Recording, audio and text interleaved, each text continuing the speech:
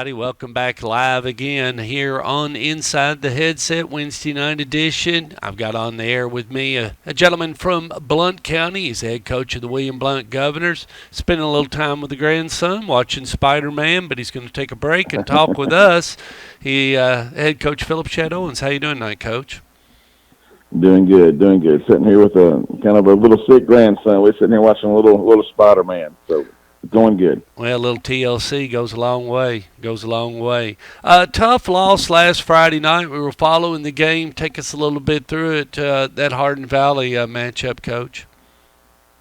Yeah, didn't play well. Had our worst offensive game for sure of the season, and it's out.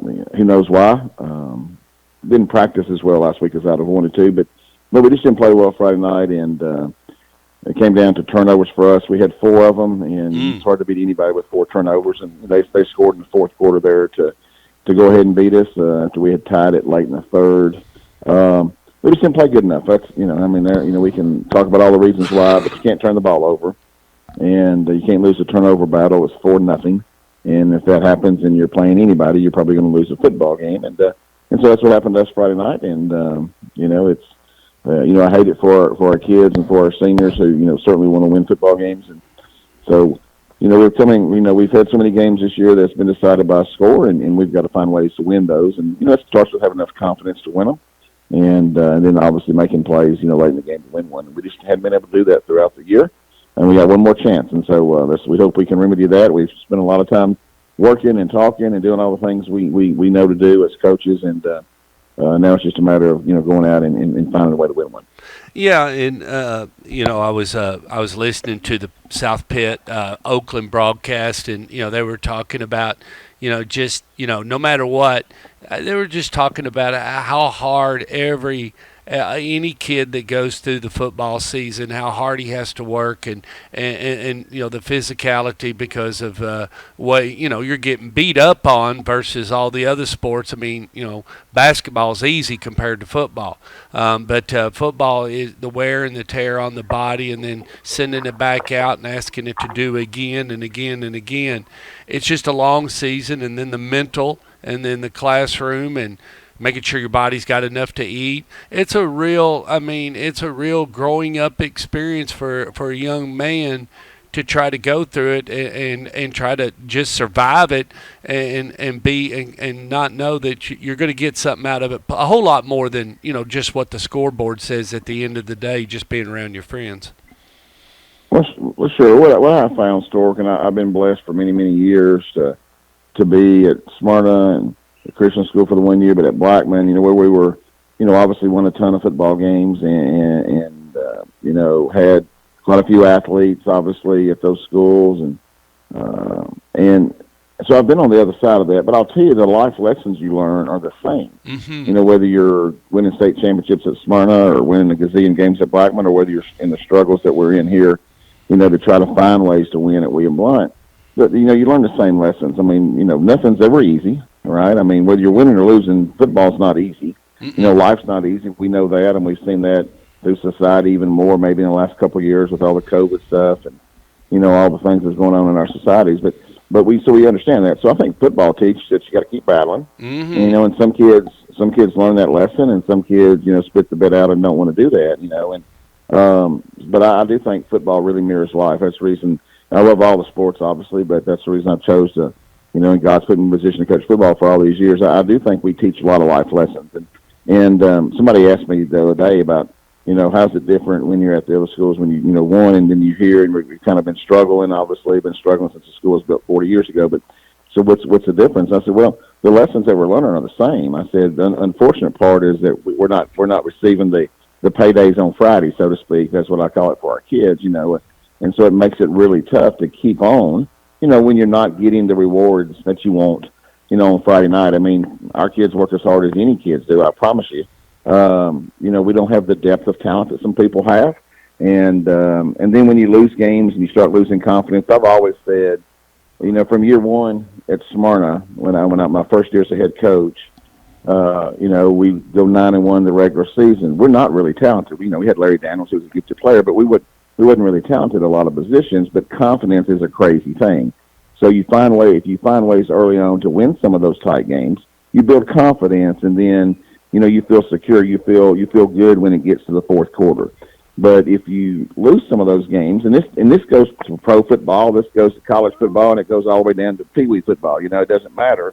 Confidence is a crazy thing, no matter what team no matter what stage of life you're at, or what kind of team you're playing with. So, and our kids right now in those winning moments haven't had enough confidence, and we haven't done enough to help them have that confidence to be able to win at that winning moment. And so, you say, well, we've had 4 games within a point, within less than a score that we didn't win. Yeah, it's a confidence thing. You got to find ways to make plays when it all counts, and so we got to do a better job as offensive and defensive coaches to make sure we find a way to get our kids more confident. Well, I did want to say, I don't know if you saw it or not, I did have a chance to sit down with an old favorite of yours and definitely a favorite of mine. And the first time that kid's ever been in front of the camera, I think, and sit down and had just a real casual interview. But that was the Train. I sat down with him last Thursday and talked to Itavis Mathers, and you was talking about talent. Well, and not being me, or I don't know who the other gentleman was you were speaking to, but that was one of the things South Pittsburgh talked about. Said, Isaiah Horton ain't going to walk through our halls on Monday, and neither is Jordan James. I mean, there hasn't been one in South Pittsburgh in a long time.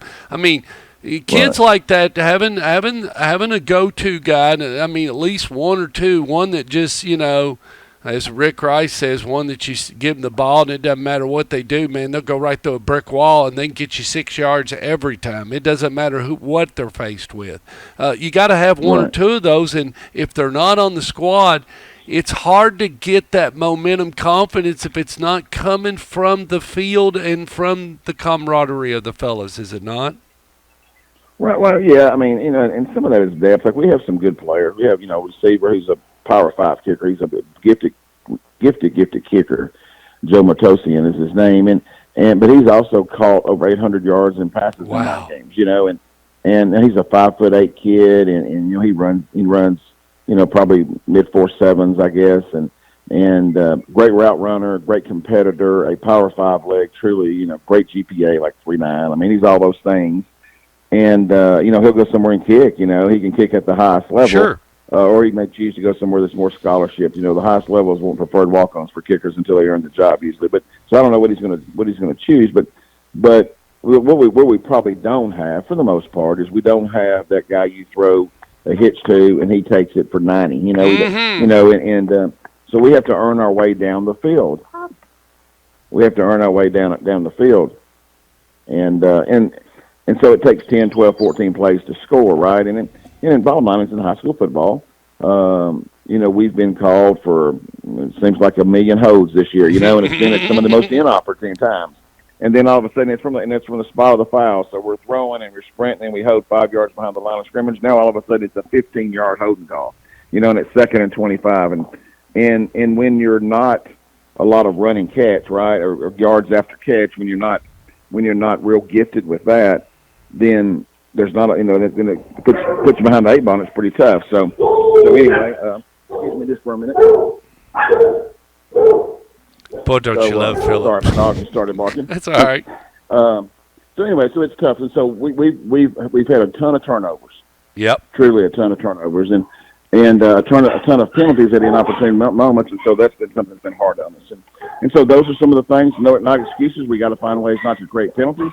We got to find ways to make a big play, and I got a kid named Ashton Walker who's a really talented receiver. It's got 600 yards and 7 touchdowns, but we just are not making enough plays, to win football games. That's the bottom line. We're not making enough plays to win football games, Gordon. Yep. Well, got Mo East and the Hurricanes, and that'll be the home game and the last time the Govs get to take the field and everything. And I just wanted to say, Coach, you've been with me a long time. You started this show with me in 2009. I can't thank you enough, but the big thing I want to thank you about is you're a football coach, and it doesn't matter if you're like you said, if you're 8-0 or 1-7, whatever, you're there to coach kids. You feel like you've been put there to do that. You do a really good job. I can't just thank you enough for being on the show and sharing the season with us. As always, you're always consistent. You're always there, and it just says a lot about you, Coach.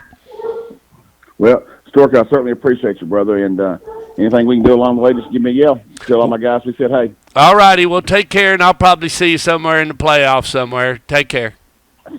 See you, brother. All right. Bye-bye.